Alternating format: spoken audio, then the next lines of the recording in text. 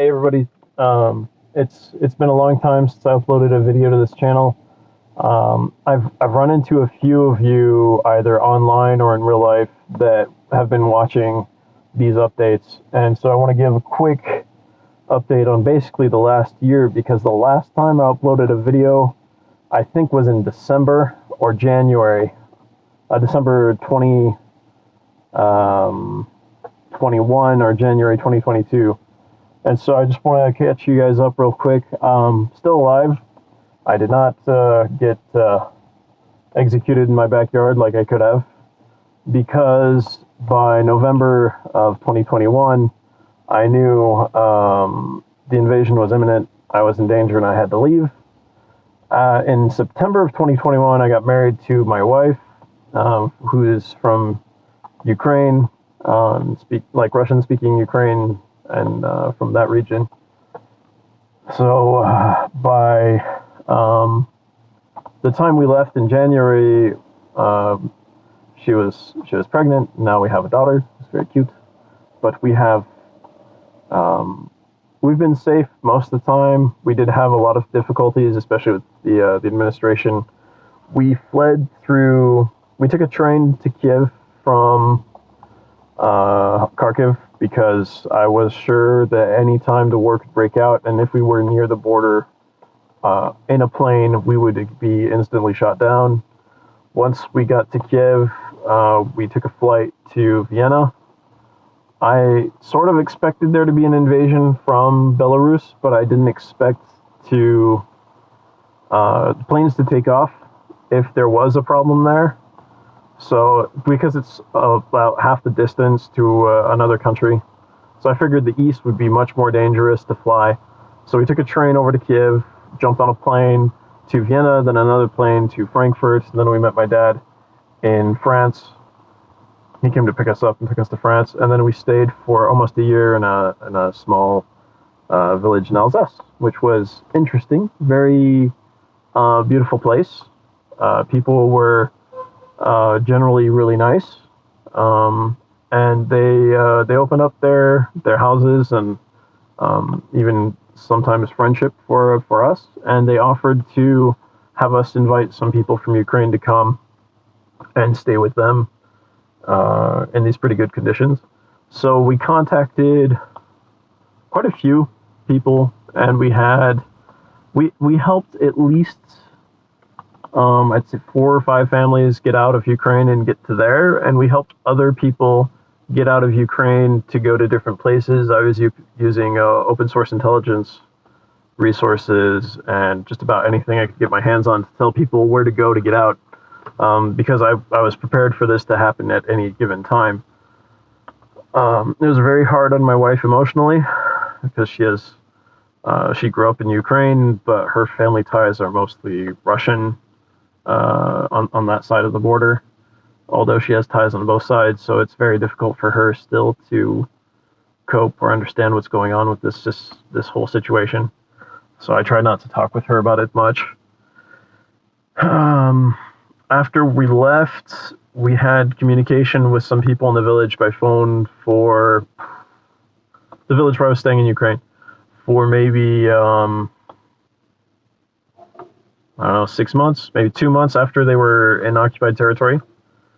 So they were in the part of Kharkiv Oblast that was taken very early on in the war. And then after that, I haven't heard news directly from anyone.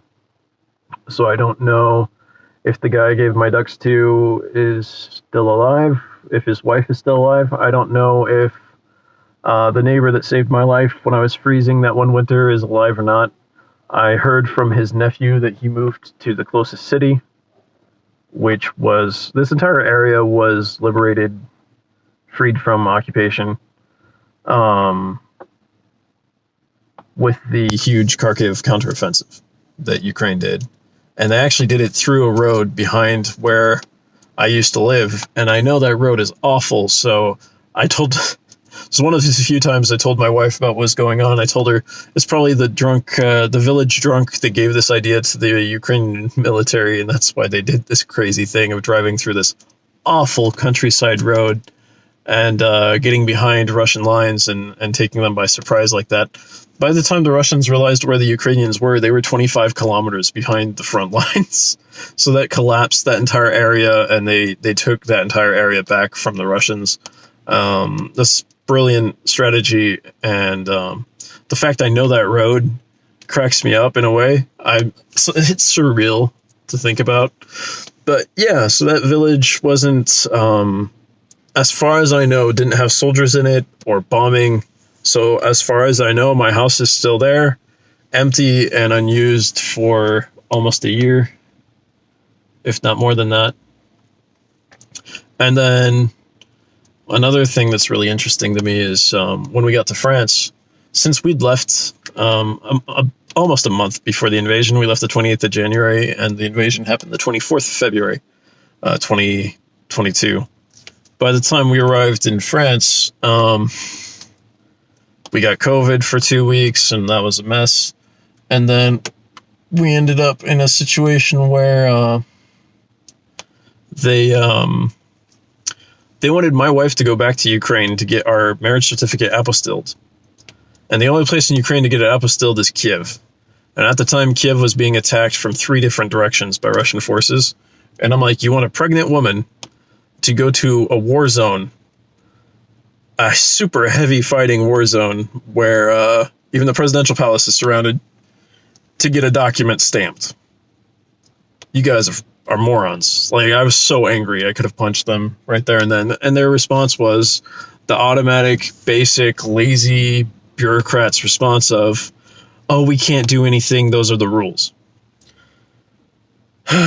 So I had to go there a few times just to waste my time. And then I had to go to a member of parliament and talk with him to get him to say, I will send a letter and have them treat your situation differently, because obviously by any logical or common sense stance, this makes no sense. This has to be treated the same way as all the other refugees and whatever.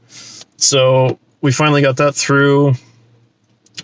Then we had the whole headache of getting into the French medical system for my wife to give birth. At least midwives were understanding and helpful for the most part. And then doctors were mostly helpful. A few spoke English. We found a young gynecologist who spoke some English. I would translate a lot, but she was quite helpful. She was good.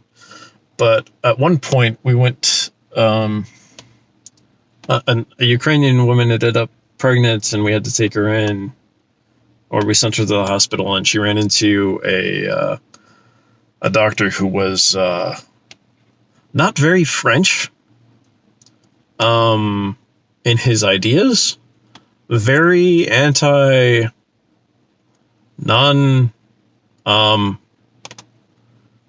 people who don't follow a certain prophet, let's put it that way. And he told her she had to choose between her uterus or the child that was to be born, and started telling her all these crazy things, that she was never going to be able to have kids again and all this stuff. So basically trying to get her to have an abortion and all this crap. After my wife gave birth to our daughter, who's absolutely adorable, and I won't show on my channel for many reasons. I won't show my wife or my daughter on my channel because of a lot of things going on in the world. But yeah, the this same guy told my wife she should get what do you call it? Basically, her organs taken out so she can't have kids again. She should get sterilized because she already has a kid. She doesn't need more. And apparently this is a thing that's happening all over Europe. There are these doctors trying to keep people from having kids.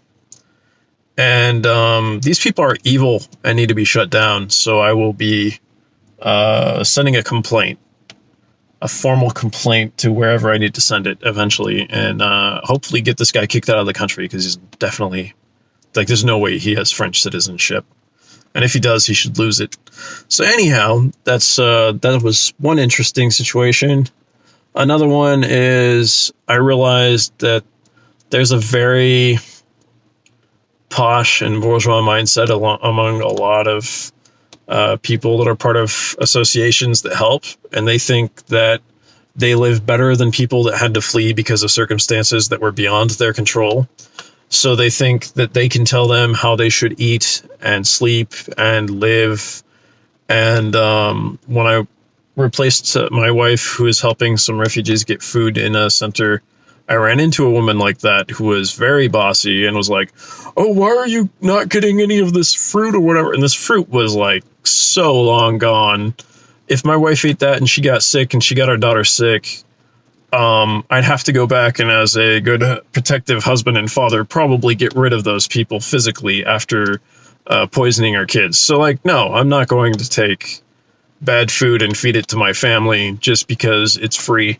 That's not going to happen. So getting that kind of and none of the refugees understood anything this old, angry, awful hag was saying to people. So I went home. I was so angry. I told my wife about it. She's like, "You should complain." So I called the association that ran this thing, and they're like, "We've never had anybody ever complain." And I'm like, if people don't want to help, but they want to boss people around, they shouldn't even go. Like, you should not have people as volunteers, quote unquote, that don't want to be there. I never saw her again, thankfully. So that was good. But I saw all kinds of crazy things, and the government wasn't prepared for any of this at all. So it was complicated. I'm still not in the French system, and I've left France. Like, I was in France for 10 months, and I'm French, and I'm still not in the system. So I'm really angry with that. I just met with the French ambassador in the country I'm in now, that I'll also keep secret for now, because, yeah, things are just insane in the world right now, and I don't know who is watching my videos at the moment. Probably on multiple government watch lists anyways, as it is, so they probably know where I live at this point. But yeah, I am very disgusted by the way I was treated by the French government on a personal level. I got yelled at on the phone for not keeping up with my French, like, social security or medical stuff. I'm like, I was in a different country where none of this was useful for 3 years. Why would I do anything about it? Why would I have anything to do with it? And also, like, I never would have gone back to France if it wasn't for the war. So after the war situation and going back to France, I was extremely reminded of all the reasons why I left France. High taxes, zero usefulness in the system for anybody my age, or that wants to build anything, or that wants to do anything. The system is made for you to be a pawn of the system. If you are trying to do anything outside the system, you are meant to be destroyed by the system, one way or another. Either they will starve you of resources, or they will take everything away from you. So either way, you basically die. So I'm glad we got out. I've never been happier to get away from a country. I was sad to leave Ukraine, but I knew we had to. I was extremely overjoyed to leave France. I will work with French people overseas. I never want to live in France again. It was an awful situation. The medical system was horrible. The school system treated me horribly my entire life. And I could get into that in another video someday. That would be like a 2-hour long video. France didn't want me at birth. Like, I have many reasons to be angry with France. I probably have reasons I could take the French government to court over, since they lied to my parents at birth, refused me any form of residency or citizenship. At that point, they lost my family's files multiple times, causing us to start everything over again. So it took my parents 25 years to get French citizenship, and it took me 16. When you look on average, it takes a Moroccan 2 years to get French citizenship. And most of the time, those guys are not good for the country. I tried to improve things in France as much as I could. All I got in exchange were death threats, and I lost money over it, basically. So I've tried to help France out in France, not doing that anymore. I'm done. And when I went back to France, I realized that the extreme right and the extreme left agree on all the worst things. It's clear when you're away from something and you come back to it. It's easier to analyze than when you're walking around it all the time. So, like, people that support Le Pen and people that support Mélenchon have, like, the same ideas about the Russian-Ukrainian conflict. And those ideas come straight from the Kremlin that runs all of their media. So there's nothing independent or, like, amazing or intelligent or avant-gardiste or anything in these movements. They can't think for themselves. They've been absolutely brainwashed. Not just in this aspect, but also in the idea that the system is there to help you, and the system is what needs to change. But the system, the way it's built, is anti-human. Yeah, somebody in pink walking past, you probably saw that really well. The system in France is just not made for human beings. It's made for retired people to live comfortably, pay rent with government help, get some food, and die without having anything left. It's not natural. It's not okay. And I don't want to have anything to do with that system. So I'm very glad I left. I'm in a country right now with quite a bit of mafia, but quite a bit of potential as well. I feel a lot safer here than I did in France, even in a place where there was no crime. I don't feel like the government's out to get me. I don't think they care. So at least that's an improvement. You would think it'd be the opposite, because I am in an ex-communist country in Eastern Europe, which gives you like 15 different countries to look at.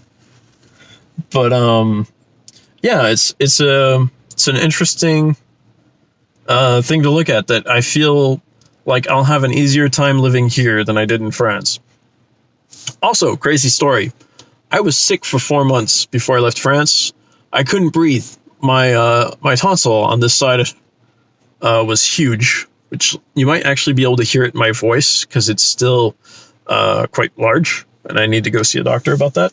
But I went to see 5 or 6 doctors in France over a period of 4 months, including the emergency room, 2 different ORLs. Like ORL is like otolaryngologists, like specialists in like your throat, nose, and sinuses, that whole system, ears. After seeing them, nothing happened. They were all useless, pointless, waste of time. For 4 months, I could barely breathe. I was having issues, especially at night. I couldn't sleep at night. It was horrible. And then another thing that was crazy is the rules in France for vaccination are extremely strict for kids, and you have to like start vaccinating your kid at like 2 months old. And my wife's not a big fan of that, because when they vaccinated her, they left this huge mark, like old school Soviet vaccines. So like she has apprehension towards that, which I understand. I'm not a big fan of the government forcing me to do anything at this point. I've become more and more, I would say, libertarian over the years. And the more I travel in countries that are getting away from communism, the more libertarian I am, which is not necessarily the stance of the people around me, but the analysis I can do and the results of that analysis push me to be more and more like small governments, specialized in certain areas, and then everything else can be done better by people that actually care or are passionate about those things, and that go for that in order to make their living through that. So that's where I'm at on that. Been working a lot in blockchain, NFTs, and that sort of thing, and that's gone all to hell in a handbasket, like you say, or hit the fan kind of thing, since the FTX debacle. So one of the biggest companies in that sphere stealing money from people, billions of dollars from people, and getting caught and then acting like it wasn't them, and creating this huge situation where lots of people lost money and lots of companies lost money, meaning that their members lost money. And it just created this whole domino effect to where nobody wants to touch NFTs or blockchain right now. So work is hard, but building is really good right now in that. So like working on new projects and setting things up and making contacts is really easy right now because nothing's happening. so I can meet with really high-end, top-notch specialists in this area because nobody else wants to right now. Nobody cares. So they have time, and it's the best time to reach out to them and get things talked about, get things done. So I'm kind of happy about that. I have some projects of my own. I'd like to create a class to teach how to sell online, and I would like to create a video game on PC. So those are some projects I'll talk about more later in the future. It's been like a year since I've given an update, so what to say? Marriage.